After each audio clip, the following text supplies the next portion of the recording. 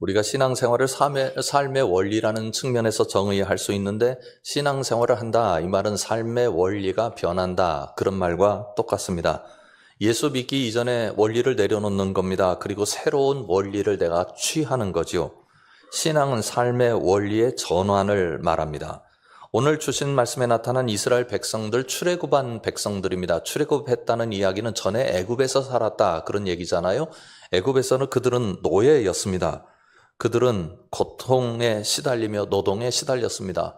특별히 히브리 민족에 대한 산하 제한 정책은 이스라엘 백성들로 하여금 지옥의 삶을 살도록 만들었습니다.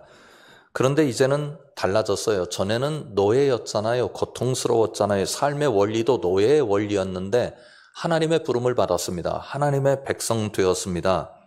존재가 바뀌었고요. 삶의 원리가 바뀌었습니다. 존재론적으로 이제는 노예가 아닙니다. 더 이상 애굽의 백성이 아닙니다. 바로의 치하에 있지 않습니다. 온 세상을 창조하신 하나님의 백성으로서 하나님의 통치 아래에 있습니다. 그들이 그렇게 두려워했고, 그리고 그 앞에 무릎 꿇을 수밖에 없었던 바로조차도 하나님의 통치 아래에 있는 것입니다. 그래서 그들의 삶의 원리가 자연스럽게 변할 수밖에 없었습니다. 이스라엘 백성들은 광야 생활을 통해서 그 삶의 원리를 터득하기 시작했죠. 이스라엘 백성에게 광야는 그들의 삶에 새로운 삶의 원리를 장착하는 과정이었습니다. 여기서 우수 성적을 받은 사람이 바로 여호수아입니다. 우리도 하나님을 믿지 않는 건 아닙니다. 하나님을 경외합니다. 하나님을 인정합니다. 하나님이 계시다는 사실도 받아들입니다. 그런데 우리에게 과제가 하나 있습니다.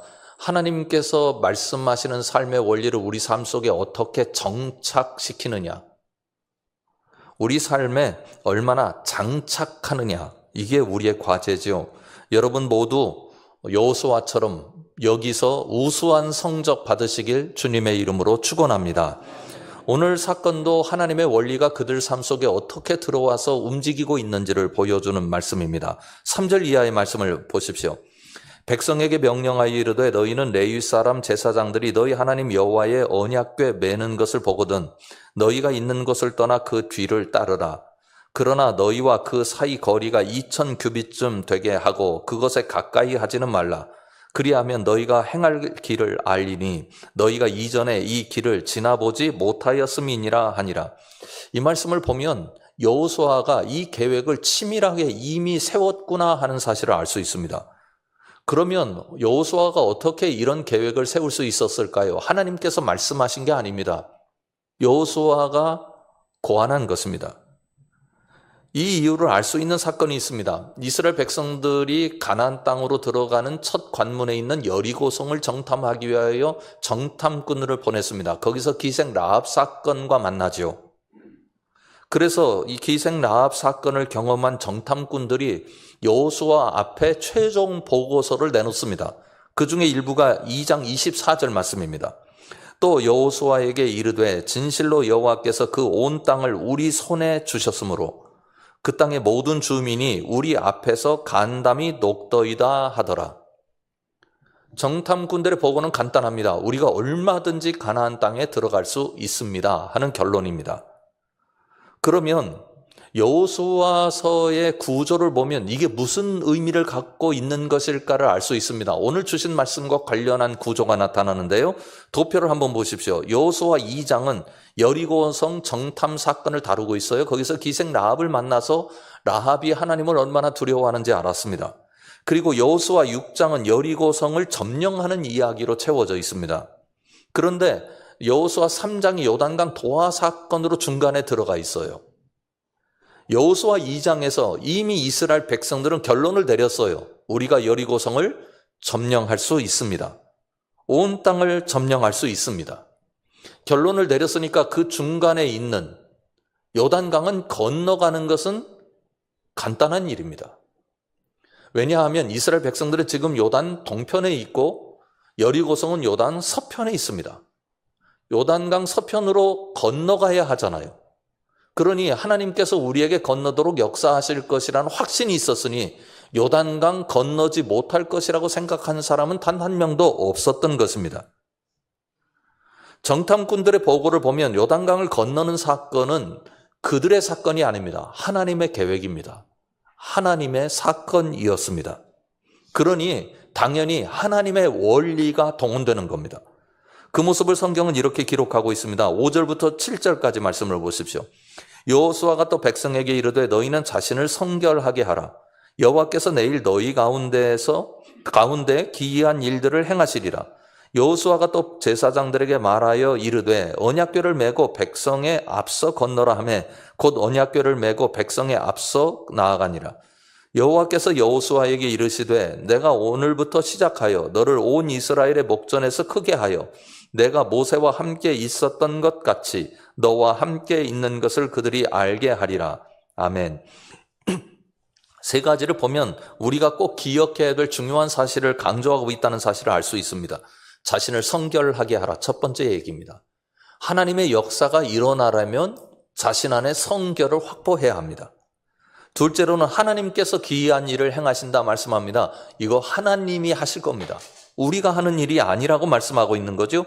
셋째는 백성이 앞서가는 것도 아니고 기술자들이 앞서가는 것도 아닙니다. 언약궤를 맨 제사장들이 앞서갑니다. 그런데 여기서 한 가지 우리가 기억할 게 있습니다. 아하, 제사장들이 앞서가는구나. 이게 잘못 생각하는 겁니다. 제사장들은 언약궤를 이동시키는 하나님의 일꾼들입니다. 언약궤가 앞서가는 겁니다. 언약궤가 무슨 의미를 가지고 있습니까? 하나님의 약속의 상징입니다. 요단강에 들어가는 것은 하나님이십니다. 요단강을 건너가게 하시는 건 하나님이십니다. 하나님의 약속의 실행입니다. 이스라엘 백성들이 여기서 하나님 대단하시구나. 하나님 이렇게 능력이 크시구나. 요단강도 가르시는 분이시구나 라고 생각하는 것을 옳게 여긴다면 그들은 하나님의 뜻을 알지 못하는 겁니다. 그러면 하나님의 뜻이 어떻게 담겨 있을까요? 9절과 10절을 보십시오. 여호수아가 이스라엘 자손에게 이르되 이리 와서 너희의 하나님 여호와의 말씀을 들으라 하고 또 말하되 살아계신 하나님이 너희 가운데에 계시사 가나안 족속과 헷 족속과 히위 족속과 브리스 족속과 기르가스 족속과 아모리 족속과 여부스 족속을 너희 앞에서 반드시 쫓아내실 줄을 이것으로써 너희가 알리라. 이것으로써가 뭡니까? 요단강을 건너므로써. 요단강을 건널 때 이스라엘 백성들이 하나님은 대단하시네. 하나님이 이런 능력을 가지신 분이셔를 깨닫는 것도 중요하지만 정말 깨달아야 하는 것은 이렇게 요단강을 건너게 하시는 하나님, 약속을 따라서 행하시는 그 하나님은 우리가 점령하기 어렵다고 생각했던 가나안 전체도 점령할 수 있도록 역사해 주실 것이다. 그것을 믿는 것이 하나님의 뜻을 아는 것입니다. 성찬식이 무엇입니까? 하나님의 약속을 확인하는 예식입니다. 오늘 전 세계의 그리스도인들이 하나님 앞에서 성찬식을 통하여 다시 한번 하나님의 약속을 붙잡습니다. 하나님은 얼마나 약속에 철두철미하신 분이신지를 우리에게 알려주신 가장 위대한 사건은 예수 그리스도의 십자가의 죽음과 부활입니다. 예수님이 이 땅에 어떻게 오셨습니까? 약속대로 오셨습니다. 예수님 십자가에 왜 죽으셨습니까? 하나님의 약속을 지키시기 위하여 죽으셨습니다. 예수님 부활하셨습니다. 하나님의 약속대로 부활하셨습니다. 예수님의 십자가 사건, 부활 사건은 하나님의 약속의 실행입니다. 이 약속을 하나님께서 철두철미하게 지키시기 위하여 아들을 희생시키셨습니다. 우리는 오늘 주님의 몸과 피를 받습니다.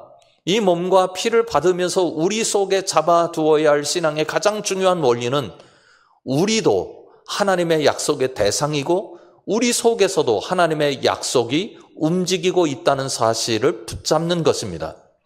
여러분은 예외 없이 예수 그리스도를 나의 구주로 고백한다면 여러분들 모두가 하나님의 약속의 대상인 것을 믿으시기 바랍니다.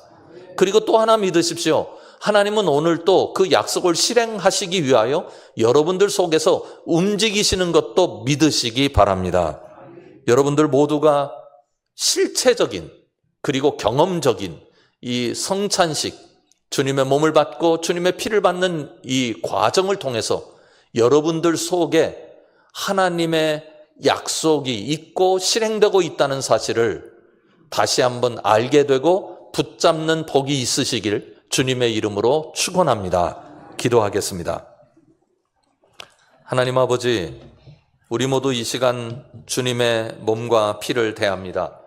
주님께서 역사해 주셔서 우리 모두가 주님의 몸과 피를 대하며 주님께서 우리에게 얼마나 놀라운 약속을 실행시켜 주셨는지 깨닫게 하여 주시옵고, 하나님께서 우리를 약속의 대상 삼아 주시고 우리를 하나님의 약속의 실행의 대상으로, 그리고 우리 삶의 현장을 그 실행의 장소로 기억하시고 움직이시다는 사실을 우리 모두 굳건하게 붙잡게 하여 주시옵소서. 예수 그리스도의 이름으로 간절히 기도드리옵나이다. 아멘. 사랑하는 성암 식구 여러분, 여러분에게 하나님의 약속은 있습니다. 그리고 그 하나님은 우리 안에서 약속을 실행하실 줄 믿습니다. 기도하겠습니다.